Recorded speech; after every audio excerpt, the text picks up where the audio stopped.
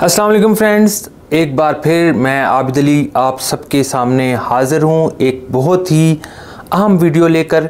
और इस वीडियो में अहम बात क्या है वो है आप लोगों के सवालात में से अहम सवाल वो ये है कि बहुत सारे दोस्त यहाँ पर जब आते हैं और या आने वाले होते हैं तो वो मैसेज करते हैं कि आबिद भाई हम विज़िट वीज़ा पर आ रहे हैं और आकर हमें वहाँ पर कारोबार करना है। ठीक है, कारोबार करना है तो हमें बताएं कि हम कौन सा कारोबार करें और कैसे करें, इन्वेस्टमेंट कैसे करें।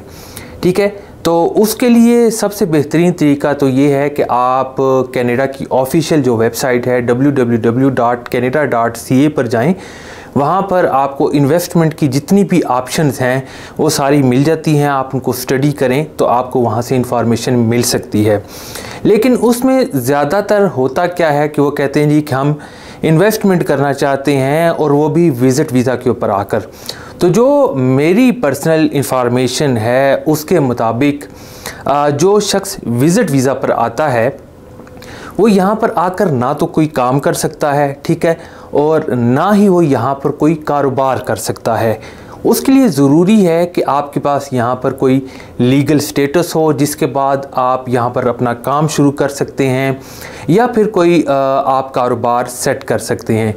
काम करने से मुराद ये है कि आप किसी के साथ जॉब कर सकते हैं, किसी के साथ, किसी कंपनी के साथ, किसी पर्सन के साथ आप काम कर सकते हैं। ठीक है, और जो कारोबार है, इन्वेस्टमेंट है, वो आप किसी यहाँ पर कोई कारोबार परचेज़ कर सकते हैं। अच्छा, अब इसके बाद सवाल ये है कि आप विज़िट वीज़ा पर आ गए हैं या आने वाले हैं, तो फिर आकर आपने कैसे इन्वेस्टमेंट करनी है, ये कारोबार करना है, यहाँ पर काम करना है। उसके लिए जो दो चीज़ें होती हैं, या तो है आपको ओपन वर्क परमिट मिलता है या फिर आपको क्लोज्ड वर्क परमिट मिलता है।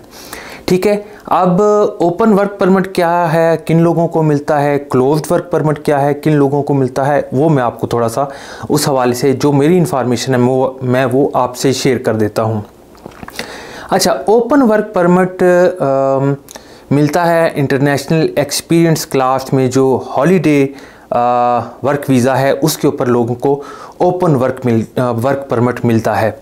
अच्छा, उस ओपन वर्क परमिट में आप लोगों को 2 साल के लिए ये ओपन वर्क परमिट मिलता है। आप कोई भी यहाँ पर काम कर सकते हैं, लेकिन इसमें इशू ये है कि इस ओपन वर्क परमिट की जो कैटेगरी है, जो ममालिक शामिल हैं, 29 के करीब इसमें ममालिक शामिल हैं, लेकिन ये पाकिस्तान से ओपन वर्क परमिट नहीं मिलता। उसकी रीज़न ये है कि कुछ मेडिकल के इश्यूज़ हैं, मेडिकल करवाना पड़ता है और पाकिस्तान में इस तरह की फैसिलिटीज़ नहीं है।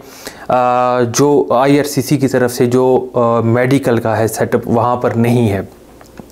तो एक रीज़न तो ये भी है, मुमकिन है कि और वजूहात भी हों, लेकिन पाकिस्तान इस चीज़ में शामिल नहीं है। अच्छा, फिर दूसरा, यहाँ पर आकर ओपन वर्क परमिट किन लोगों को मिलता है? यहाँ पर ओपन वर्क परमिट मिलता है जिन्होंने यहाँ पर रेफ्यूजी क्लेमेंट किया होता है या प्रोटेक्टेड पर्सन के लिए उन्होंने क्लेम किया होता है। उनको 90 दिन के अंदर ओपन वर्क परमिट मिल जाता है और किसी के साथ भी काम कर सकते हैं, अपना कारोबार भी कर सकते हैं। ज़्यादा टाइम भी उसके ऊपर लग सकता है।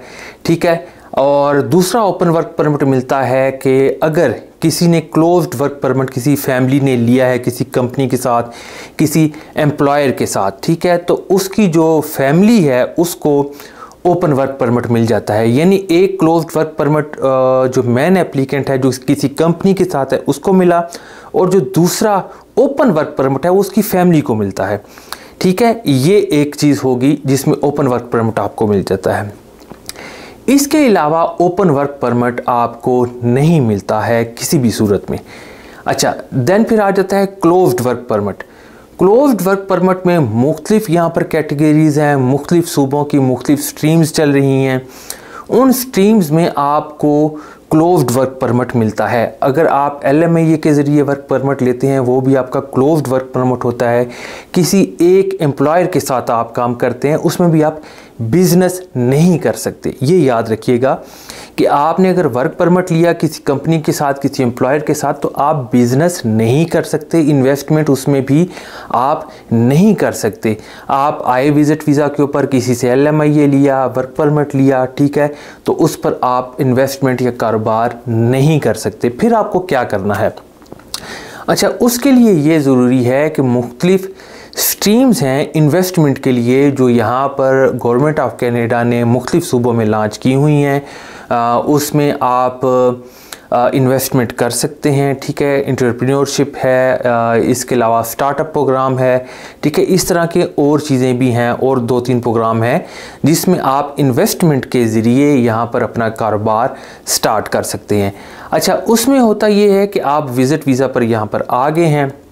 विज़िट वीज़ा पर आने के बाद आप अपने मुल्क से भी इसमें अप्लाई कर सकते हैं, ठीक है। मुख्तलिफ इसकी क्या कहते हैं पॉइंट्स हैं, नुकात हैं, जिनको रिक्वायरमेंट्स हैं वो पूरी करनी होती हैं। उसके बाद आप ये कर सकते हैं अपने ममालिक से भी। लेकिन अगर आप विज़िट वीज़ा पर आ गए हैं, आपको जो जैसा कि होता है मुख्तलिफ लोगों को यहाँ पर LMIA नहीं मिलता, बहुत पैसे मांगते हैं वर्क परमिट के लिए, वो चक्कर में पड़ना नहीं चाहते, ओपन वर्क परमिट चाहते हैं, ठीक है। तो वो चाहते हैं कारोबार में इन्वेस्टमेंट करें, तो उनके लिए ये है कि वो किसी कंसल्टेंट से मिलें, ठीक है, उससे बातचीत करें। उसके बाद वो अपना केस यहाँ पर स्टार्टअप वीज़ा के लिए, एंटरप्रेन्योरशिप के लिए, ठीक है, वो यहाँ पर रहते हुए भी कारोबार के लिए अप्लाई कर सकते हैं, इन प्रोग्राम्स के लिए अप्लाई कर सकते हैं। और फिर यहीं पर जो कंसल्टेंट जो भी होगा उनका, वो यहाँ से फिर उनके लिए एक वर्क परमिट ले लेता है। ये लोग यहाँ पर काम स्टार्ट कर देते हैं किसी एक एम्प्लॉयर के साथ, और PR का प्रोसेस चलता रहता है। और फिर 1 साल में, 1.25 साल में, जितने में भी उसका एक टाइम पीरियड होता है, वो प्रोसेस होता है।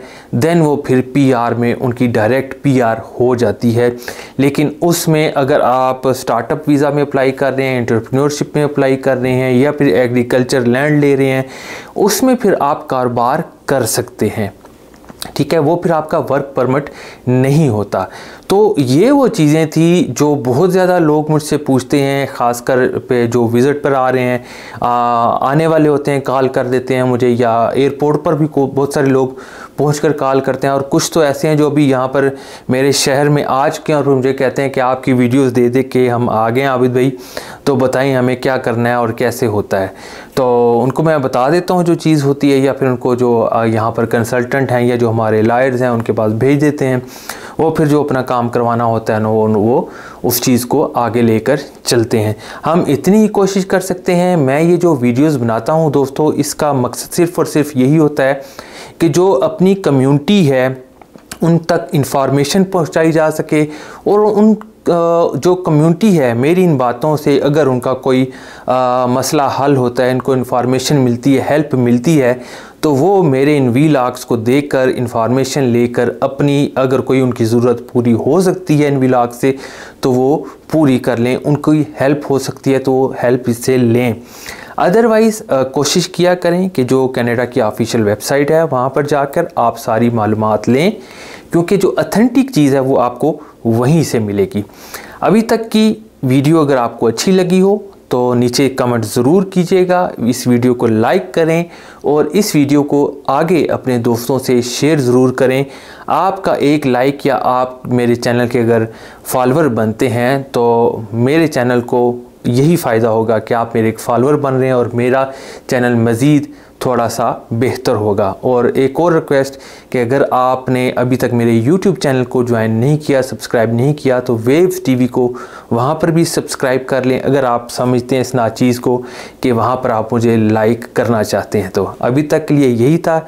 नेक्स्ट वीडियो में आपको ये बताऊँगा कि आप वर्क परमिट के लिए डायरेक्ट एम्प्लॉयर को कैसे रब्ता कर सकते हैं। बाकायदा स्क्रीन पर हर चीज़ दिखाऊँगा। उस वक्त तक के लिए खुदा हाफिज़, शुक्रिया, थैंक यू।